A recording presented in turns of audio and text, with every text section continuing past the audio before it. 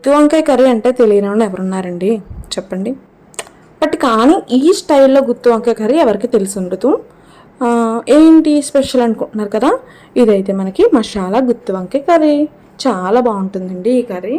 ఇదైతే నాకు వంకాయలు అనేది కొత్తగా కనిపిస్తున్నాయి, అందుకని ఇంక అసలు ఆగకుండా తెచ్చేసాను. హాయ్ అండి, welcome to Surekha cooking videos. మీరు కనుక నా వీడియో ఫస్ట్ టైం చూస్తున్నట్లయితే ప్లీజ్ సబ్స్క్రైబ్ చేయొచ్చు కదా.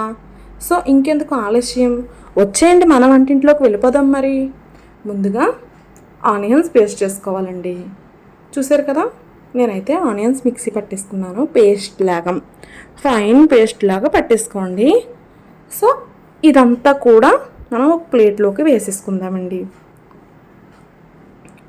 మనం మసాలా పట్టుకున్న మిశ్రమం అంతా కూడా ప్లేట్లోకి వేసేసుకుని, నేను స్క్రీన్ మీద ఇచ్చిన మసాలా అంతా కూడా మీరు పేస్ట్ చేసేసుకోవాలి. ఇస్తాను స్క్రీన్ మీద మీకు ఖచ్చితంగా వివరంగా, స్క్రీన్ మీద అయితే నేను లిస్ట్ అయితే పెట్టేస్తానండి. సో అది అంతా కూడా మీరు పేస్ట్ కింద చేసేసుకోండి. నేనైతే ఆల్రెడీ పేస్ట్ చేసేసుకున్నాను. ఈ స్క్రీన్ మీద కనిపించిందంతా కూడా మీరు మిక్స్ పేస్ట్ పట్టేసుకోండి. వెల్లుల్లిపాయ, జీలకర్ర, అల్లం, ధనియాలు, ఎండుమిర్చి, దాల్చిన చెక్క, లవంగాలు 2, అనాస పువ్వు, జాపత్రి, యాలకులు 2, గసగసాలు, ఇవన్నీ కూడా మీరు పేస్ట్ కింద పట్టేసుకోండి. ఎండుమిర్చి కూడా ఖచ్చితంగా వేసుకోవాలండి. చూసారు కదా, ఇలా మనం ఈ పేస్ట్ అంతా కూడా బాగా మిక్స్ చేసేసుకోవాలండి. నాకైతే ఈ వంకాయలు వీక్లీ వన్స్ టైం ఒకసారి ఎలాగ మనం మార్కెట్కి వెళ్తాం కదా, అక్కడైతే నాకు కనిపించినాయండి. నెక్స్ట్ అయితే సాల్ట్ వేసేసుకుందాం. అప్పుడు కనిపించినాయి నాకు ఈ వంకాయలు. బట్ కానీ పూర్తిగా వైట్ చూశాను, పూర్తిగా వైలెట్ చూశాను. ఇది మిక్సింగ్ వంకాయలు కదా, కొత్తగా కనిపించినాయి. మామూలుగా అయితే నేను వంకాయ కర్రీ చేస్తాను, ఇలాగే సేమ్ ఇదే ప్రాసెస్లో చేస్తానండి. నెక్స్ట్ ఇంగ్రీడియంట్ పసుపు కూడా వేసేసుకోవాలి. ఇదే ప్రాసెస్లో మామూలు వంకాయలు వైట్ కలర్ వంకాయలతోనే చేసుకోవచ్చు, నార్మల్గా వైలెట్ కలర్ వంకాయలు, బ్లాక్ కలర్ వంకాయలతో కూడా మనం చేసుకోవచ్చు.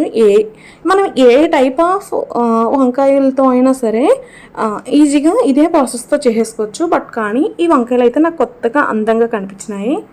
నెక్స్ట్ ఇంగ్రీడియంట్ కారం అండి. కారం కూడా వేసుకోవాలి ఖచ్చితంగా. ఎండుమిర్చి వేసుకున్నాం కదా, కారం వద్దు అని స్కిప్ చేయొద్దండి. ఎండుమిర్చి తక్కువ వేసుకోవాలి. మీకు అక్కడ వంకాయల క్వాంటిటీని బట్టి మీరు ఈ మసాలా అంతా కూడా తీసుకోవాలి. సో ఇప్పుడు మనం నిగనిగలాడిపోయే వంకాయలు కట్ చేసుకున్నాం కదా, అందులో ఈ స్టఫింగ్ అనేది పెట్టుకోవాలి. అక్కడ కారం అనేది మనం అడ్జస్ట్ చేసుకోవాలి. కారం వేసుకుంటేనే కూర కలర్ వస్తుందండి, అందంగా కనిపిస్తుంది. నార్మల్గానే వంకాయ కర్రీ కలర్ అనేప్పటికీ మనకి కొంచెం అంత రెడ్ కలర్లో ఉండదండి, కొద్దిగా లైట్ బ్లాక్ కలర్లో ఉన్నట్టు ఉంటుంది. సో ఇంక అసలు కారం వేయకపోతే కనుక ఇంక అసలు మనం ఆ కర్రీని చూడలేము. సో అందుకని మనం కారం, ఎండుమిర్చి కూడా అడ్జస్ట్ చేసుకుంటా మనం ఇక్కడ మసాలా అనేది ప్రిపేర్ చేసుకోవాలి.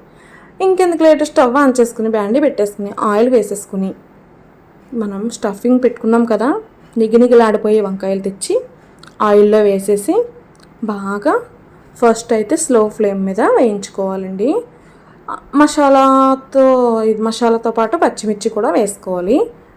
మనం ఇదంతా కూడా బాగా స్లో ఫ్లేమ్ మీద జరగాలండి. ఎందుకంటే ఈ నిగినిగిలాడిపోయి ఈ వంకాయలు కూడా నాకులాగా కొంచెం బొద్దుగా ఉన్నాయనుకోండి, సో మరి ఉడకాలి కదా. సన్నగా ఉన్న వంకాయలు ఏంటంటే ఫాస్ట్ కుక్ అయిపోతాయి, ఇవి కొంచెం పుష్టిగా ఉన్నాయి కదా వంకాయలు, అందుకని మనకి తొందరగా కుక్ అవ్వదు. హై ఫ్లేమ్ మీద పెట్టేస్తే మాడిపోతుంది, లోపల పచ్చి ఉండిపోతుంది.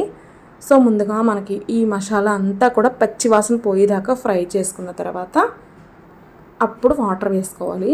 ఇదంతా వేసేసాం కదా, వెంటనే వాటర్ వేసాం అనుకోండి కంగారు వచ్చేసినట్టు ఏమవుతుందంటే పచ్చివాసన వస్తుంది. సో అందుకనే ముందుగా మీరు వేసుకున్నదంతా కూడా పచ్చివాసన పోయేదాకా ఫ్రై చేసుకున్న తర్వాత అప్పుడు వాటర్ వేసుకుని బాగా కలుపుకుని మూత పెట్టేసుకుని బాగా మగ్గనివ్వాలండి. బాగా నేను చెప్పిన ప్రొసెసర్ అంతా కూడా మీకు సిమ్లో ఉండే జరగాలి స్టవ్. సో వాటర్ వేసేసుకున్నాము, అలానే ఇప్పుడు మనం మూత పెట్టేసి బాగా మగ్గిపండిద్దామండి. మీరు ఈ టైప్ ఆఫ్ వంకాయలు ఎప్పుడన్నా చూసున్నా తెచ్చుకున్నా నాకు కామెంట్ చేయండి. నేను ఏదైనా సరే పోస్ట్ చేసే ముందు 1-2 సార్లు నేను కుక్ చేసుకుని అప్పుడే నేను పోస్ట్ చేస్తానండి. నెక్స్ట్ ఇంగ్రీడియంట్ పాలు కూడా వేసేసి కొత్తిమీర వేసుకుని బాగా ఉడకనిస్తామే. నేను ఏదైనా సరే రెసిపీ నేను మీ ముందుకు తెచ్చానంటే ఖచ్చితంగా 2 టైమ్స్ నేను కుక్ చేసుకుని అప్పుడు మీ ముందుకు తెస్తాను. ఎందుకంటే అది బాగుంటే మాత్రమే నేను ప్రజెంట్ చేస్తానండి. బాగోకపోతే నేను అసలు చూపించను. ఎందుకంటే బాగాలేని వీడియో పెట్టేస్తాం, మళ్ళీ మీరు ట్రై చేస్తాం, మళ్ళీ బ్యాడ్ కామెంట్స్ పెడతాం, ఇవన్నీ వేస్ట్. అనవసరంగా మీకు టైం వేస్ట్, నాకు టైం వేస్ట్. మూత పెట్టేసుకుని బాగా ఉడకపోనిస్తే మనకి నిగినిగిలాడిపోయే గుత్తి వంకాయ మసాలా కర్రీ అనేది రెడీ అయిపోతుందండి. చూస్తుంటేనే నోరు ఊరిపోతుంది కదా. ఈ టైప్లో కర్రీ వండుకుంటే మాత్రం నిజంగా చాలా బాగా వచ్చిందండి. సో ఒకసారి మీరు కూడా వండుకుని చూసి ఎలా ఉందో ఏంటో కామెంట్ అనేది చేయండి. సో మీకు కనుక నా వీడియో నచ్చినట్లయితే ప్లీజ్ లైక్ చేయండి, షేర్ చేయండి, సబ్స్క్రైబ్ చేయండి. ఇప్పుడు వరకు సబ్స్క్రైబ్ చేసిన వాళ్ళందరికీ కూడా నేను మనస్ఫూర్తిగా థ్యాంక్ యూ చెప్పుకుంటున్నాను. సో